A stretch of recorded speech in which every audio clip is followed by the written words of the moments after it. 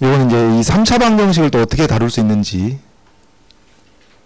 살펴볼 수 있는 문제인데, 상수 A에 대해서 3차 방정식. 그럼 이 3차 방정식의 해는 A 값이 얼마냐에 따라서 결정이 되겠죠, 당연히. 그리고 또 A 값에 따라서는 실근을 갈 수도 있고, 실근 3개를 갈 수도 있고, 실근 2개를 갈 수도 있고, 뭐 실근 하나만 갈 수도 있고, A 값에 따라서 그러겠습니다. 근데 여기서 한 근이 T일 때 나머지 두 근을 T에 관한 식으로 나타내시오 라고 했습니다. 한 근이 T일 때. 그럼 여기 딱 밑줄 그으시고, 요 3차 방정식의 한 근이 T라는 것으로부터 우리가 나머지 두 근을 어떻게 찾아낼 것인가. 이 방정식의 근이 T라고 했으니까 대입해서 성립하겠죠. 그죠? 대입해서 성립할 겁니다. 그러니까 이제 근의 의미를 쓴다는 얘기죠. 요걸 가지고 근의 의미를 생각을 해보면은 T세제곱 마이너스 6T제곱 플러스 A 이퀄 0이라는 식이 성립한다는 얘기입니다. 여러분, 이거는 T에 관한 방정식이 아닙니다. 근을 대입한 하나의 식인 것이지. 이렇게 접근해도 되고, 아니면은 한 근이 T니까 T를 대입했을 때 역시 성립한다는 얘기니까 뭘 인수로 갖겠어요? X-T를 인수로 갖겠죠. 그래서 인수 정리를 이용해가지고 바로 인수 분해를 시도할 수도 있겠죠. X-T를 인수로 갖겠고, 나머지 2차식을 이제 인수를 결정할 수가 있겠습니다. 자, 이렇게 간다면은, 인수정리 쪽으로 간다면은, 여러분, 뭐가 더 생각하기 편한 거예요? 여러분, 시험 본다 치면? 근의 의미를 생각하기 편한가요? 인수정리를 생각하기 편한가요? 응? 인수정리가 더 낫네? 그럴 수도 있겠네. 인수정리. 그럼 인수정리로 간다면은, 지금 X-T 1차 인수를 하나 얻어냈으니까, 나머지 2차식 어찌해야 돼요? 이제 이 계수를 맞춰주면 되겠죠?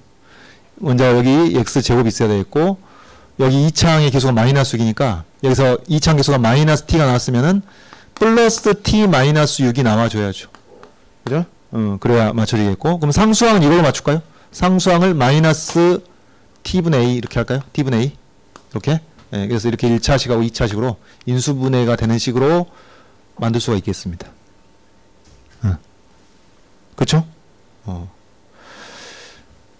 그리고 이제 이걸 근의 의미로 이렇게 갔다면은, 여기서, 여러분, 요식을 빼가지고, A를 소구하는 방식으로 T에 관한 식으로, X와 T에 관한 식으로 만들 수가 있겠죠. 그렇게 해도 되겠습니다. 그래서 빼면은 X세제곱 마이너스 T의 세제곱, 그 다음에 마이너스 6으로 묶어가지고 X제곱 마이너스 T의 제곱 이퀄 0이라는 식. 뺀 겁니다. 그러니까 이거 뺐다고 생각해도 되고, 아니면은 요것을 여기다 집어넣었다고 생각해도 돼요. A로 정리해가지고. 똑같아. 그 얘기가 그 얘기죠. 뺀다는 얘기나 이걸 A로 정리해서 집어넣는다는 얘기나 그 얘기가 그 얘기입니다. 그럼 여기서 X-T라는 공통의 인수가 나오겠고, 여기서 X제곱 플러스 TX 플러스 T제곱, 여기 2차식하고, 여기서 마이너스 6배 X 플러스 T하고, 이렇게 정리가 되겠죠. 그래서 이제 요 1차식하고 2차식으로 된 건데, 1차식이 X-T가 되고, 2차의 인수가, 이건 내림차수로 정리해 보자면은, 뭐가 되나요? X제곱하고, 여기 TX 빼기 6X니까, T-6X가 나오고, 그 다음에, 상수항이 T제곱 마이너스 6T 이렇게 나오겠습니다. 이거 다르네요? 다른가요? 다른 건 아니죠. 왜? 여기 A가 6T제곱 마이너스 T 세제곱이니까 여기다 집어넣으면은 이 결과가 나오겠습니다. 똑같습니다. 같은 겁니다. 그래서 이제 우리가 X-T 인수 하나하고 나머지 2차의 인수를 얻었으니까 이제 나머지 두 근이 여기서 나오는 거죠.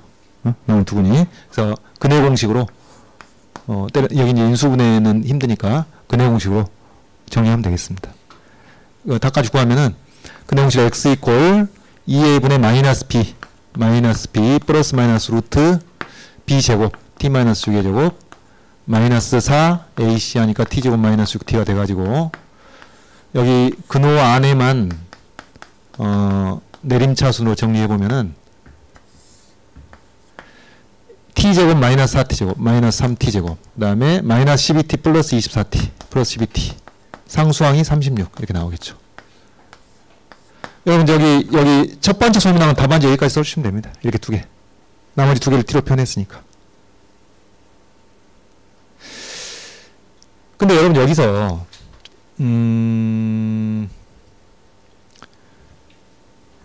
이 방정식이 어떠한 A에 대해서든지 서로 다른 세실근을 갖는 건 아니잖아요. 그럼 저건 어떻게, 이 식의 의미는 뭘까요? 그러니까 A의 범위에 따라서 실근 하나하고 허근 두 개를 가질 수도 있습니다. 그럼 바로 그 A의 범위에 대해서 요건 허근도 되는 거예요. 그러니까 이 방정식이 허근을 갖게 하는 A 값이 있을 거 아니에요.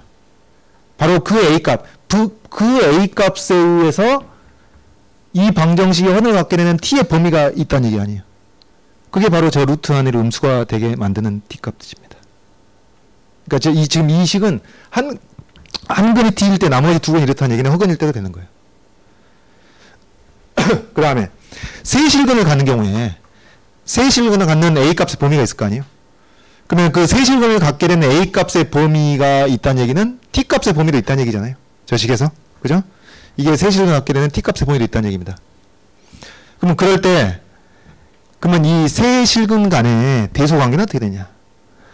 대소관계가 어떻게 되냐면은 여기서 이렇게 X축이랑 세제에서 만나가지고 실근이 세 개가 나오는 경우에 여기서 말한 T가 가장 작은 녀석인지 가운데 있는 녀석인지 가장 큰 녀석인지 어떻게 하냐? 셋 다 가능합니다. 셋 다 가능해. 그러니까 세 실근 중에 가장 작은 것을 T라고 했다면 나머지 두 근이 얘가 되는 거예요. 근데 여러분 여기서 플러스 루트일 때가 마이너스 루트일 때보다 더 크다는 건 자명하잖아요. 그래서 작은 것을 알파, 큰 것을 베타라고 하면은 여기서 두 개 나오는 것 중에서 이때 이제 알파, 베타의 순이 이렇게 되는 거지. 세 실근을 가질 때 그 중에서 가운데 대소관계상 가운데 있는 것을 T라고 했으면은 나머지 두 개의 실근이 이 두 녀석이 되는 겁니다. 알파, 베타. 그리고 알파, 베타 이렇게 또 가장 큰 것이 될 수도 있고 누구 맘대로 확인해보면 그렇다 그 말이에요. 확인해보면 대소관계가 이렇게 된다 그 말이죠. 그래서 이 방정식의 한 근을 T라고 했을 때 나머지 두 근이 이렇다라고 한 얘기는 대소관계와 무관하게 성립하는 것이다. 우리가 무엇이든지 T로 잡을 수가 있는 것이고 그럼 나머지 두 근이 이 근의 공식으로 나오는 것이 되는 것이고 더 나아가서는 허근을 갖는 경우에 이게 바로 허근이 되는 거다. 그러니까 저 3차 방정식이 허근을 가질 A의 조건이나 이 루트 안에가 음수가 될 T의 조건이나 똑같은 거예요. 필요충분. 그래서 다 이제 그런 겁니다. 통하는 것이고. 근데 물론 답안지는 이제 그런 얘기 할 필요가 없는 거죠. 이거 구해내면 되는 겁니다. 근의 공식으로. 자, 2번 가봅시다. 이런 걸 좀 잘해주시면 좋겠는데. 좌표 평면에서 직사각형 ABCD의 두 꼭지점 AD는 곡선 y 콜 마이너스 x 세제곱 플러스 6x제곱 이거 어디서 본 거죠? 위에 3차 방정식에서 a만 제외하고 나머지를 우변으로 넘긴 겁니다. 그죠? 마이너스 x 세제곱 플러스 6x. 그럼 마이너스 x 세제곱 플러스 6x제곱. 뭐 개형은 여러분 금방 생각나잖아요. 개형이 이렇게 생겼을 테고 여기 원점에서 접할 것이고 되겠습니다. 여기 그리고 또 다른 x절편이 6이 되겠고 이제 뭐 극대가 일사분면에 있고 그렇습니다. 이렇게 생겼는데 자, 일사분면 상에 있는 두 점 AD 여기서 A하고 D는 여기 일사분면에 어딘가 있다는 얘기죠. 그 다음에 두 꼭지점 BC는 X축 상에 있는데 이게 직사각형이 직사각형. 그러면 이 일사분면에 있는 두 점 AD는 어떻게 되겠어요? 높이가 똑같아야 되겠죠, 당연히. 직사각형이 되려면. A하고 D가 높이가 똑같아야 되겠고 그 다음에 그 X축으로의 수선의 발이 각각 이제 BC가 되어야 이렇게 해서 직사각형이 만들어지는 겁니다. 되겠죠? 이런 상태, 이런 상태. 이런 상태겠고 이때 이제 이 직사각형 ABC의 넓이가 최대일 때 변 AB의 길이를 구해라. 그러니까 직사각형 넓이가 최대가 되려면 어떤 상황이 돼야 되겠느냐 그런 얘기입니다. 그럼 이 문제를 어떻게 풀어야 되느냐 이 문제를 자 이게 이 3차 곡선이 y 콜 마이너스 x제곱 플러스 6x제곱인데 직사각형이면은 당연히 넓이가 최대가 되면 직사각형의 가로의 길이하고 요 가로의 길이하고 세로의 길이 곱해야 될 거 아니에요. 가로의 길이하고 세로의 길인데 이 가로의 길이는 이 두 교점의 x좌표의 차를 고려해야 됩니다. 근데 이 두 교점의 x좌표의 차는 결국 무엇인가요? 이 3차 곡선과 이 수평선 이것을 연립했을 때 교점의 x좌표입니다. 그러면 이 수평선을 우리가 뭘로 놔야 되겠어요? 바로 y = a로 놔야죠. 그래? 이걸 이제 y 이퀄 a로 넣을 수 있어야 되는 거예요. 앞 문제를 이용해서 2번을 풀기 위해서. 왜? 이 y 이퀄 마이너스 x 제곱 플러스 6x제곱하고 y 이퀄 a하고 이 두 개를 연립했을 때 y를 소거하면은 바로 저 3차 방정식이 나온단 말이죠. y 이퀄 a를 설치할 수 있어야 되겠습니다. 그래서 y 이퀄 a하고 이 수평선 AD를 지나는 수평선이 y 이퀄 a라고 했을 때 바로 저 3차 방정식의 두 양의 실근이 이 교점의 x좌표 BC의 길이를 거기서 파악할 수가 있는 것이죠. y 이퀄 a로 나와야 되겠고, 물론 여기서는 지금 이렇게 y 이퀄 a를 수평선을 놔가지고 거기서 직사각형이 생기기 위해서는 a 값이 범위가 제한됩니다. 이 극대값하고 극소값 사이에 a가 있어야 되는 것이죠. 여러분 이제 미분에서 극대값 계산해 보면 여기가 2,32가 나옵니다. 그래서 a가 0과 32 사이에 있음을 전제로 해서 문제를 풀어야 되는 겁니다. 그러니까 이 첫 번째 소문항에서는 실근합은 요구와 상관없이 다 성립하는 것인데, 두 번째 소문항에서는 세 실근을 가져야 지금 말이 되는 상황이에요. 직사각형이 생기는 거예요. 그래서 a가 이 범위로 제한되는 겁니다. a가 이 범위에 있어야 되겠고, 그 다음에 a가 이 범위에 있을 때 이제 우리는 요 3차 방정식의 두 양의 실근을 써먹을 겁니다. 두 양의 실근을 써먹어요.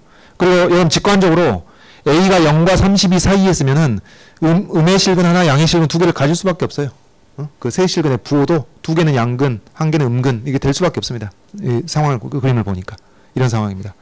자, 그러면은 이제 우리는 그 0과 32 사이에는 a에 대해서 이렇게 수평선을 놔가지고 요 두 양의 실근의 격차를 파악을 해야 요 직사각형의 가로의 길이를 쓸 수 있을 텐데, 저 방정식에 한 근이 t, 이제 세 실근을 간다면 한 실근이 t가 되고 나머지 두 실근이 근의 공식으로 나오는 거 아니에요? 그러면 한 실근 t를 뭘로 할까요? 음의 실근을 t로 할까요? 가운데 있는 걸 t로 할까요? 가장 큰 것을 t로 할까요? 이걸 뭘로 해야 되겠어요?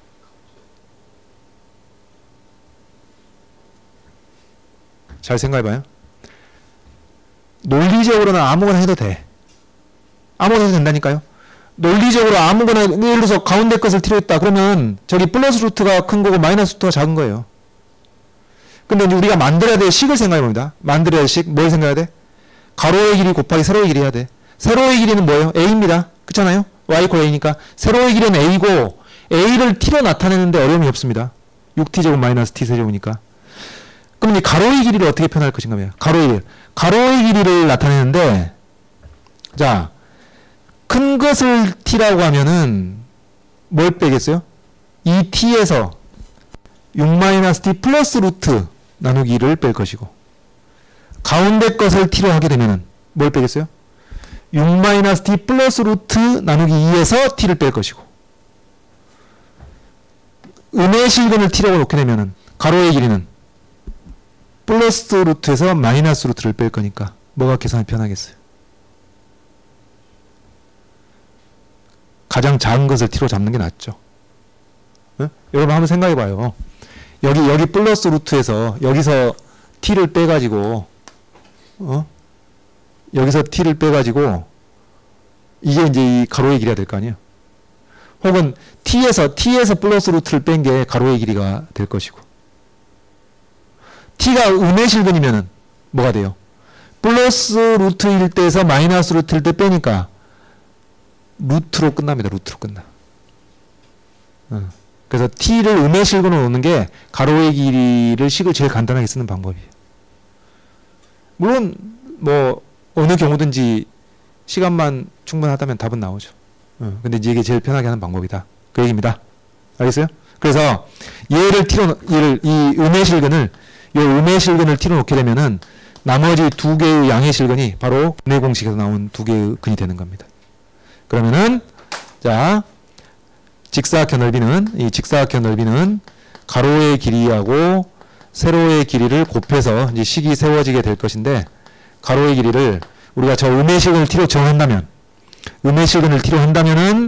가로의 길이는 이 두 근의 차니까 여기서 이제 근과 계수의 관계를 써도 되고, 아니면은 근의 공식을 어차피 두 근을 다 만들어 놨으니까 가로의 길이 어떻게 되겠어요? 이렇게 되죠?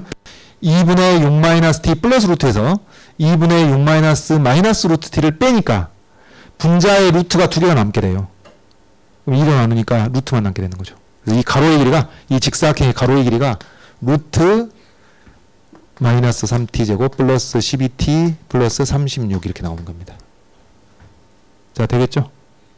되죠? 이게 그나마 제일 간단하다고 말해요. 가로의 길이. 그 다음 세로의 길이 뭐였죠?